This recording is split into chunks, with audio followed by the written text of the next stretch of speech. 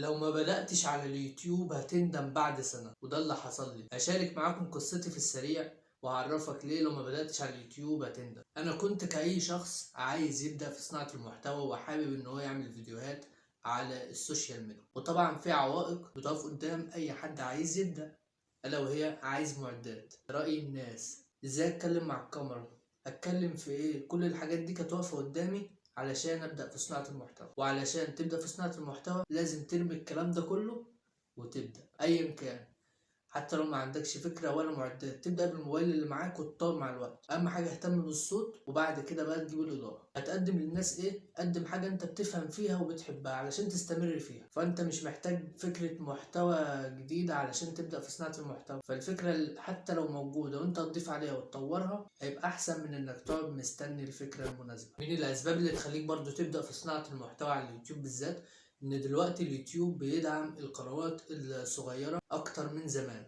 خوارزميات دلوقتي بتزق القنوات الجديدة وبتساعدها ان هي توصل لجمهور اكبر. طبعا برضو السبب اللي بعد كده ان الطلب على المحتوى زاد، يعني عدد الناس اللي بقت بتشاهد المحتوى بقى اكبر من السنين اللي فاتت. ولو ما بدأتش في صناعة محتوى انت هتضيع على نفسك فرصة انك تبني جمهور وتبني براند وتبيع خدمات، تبيع منتجات، تقدم استشارات، يجيلك رعايات، تعمل اعلانات، كل الحاجات دي. فلازم تبدأ في صناعة المحتوى وبس كده. متنساش لو عجبك الفيديو اضغط لايك واشترك في القناة عشان يوصلك اشعار بالفيديوهات الجديدة.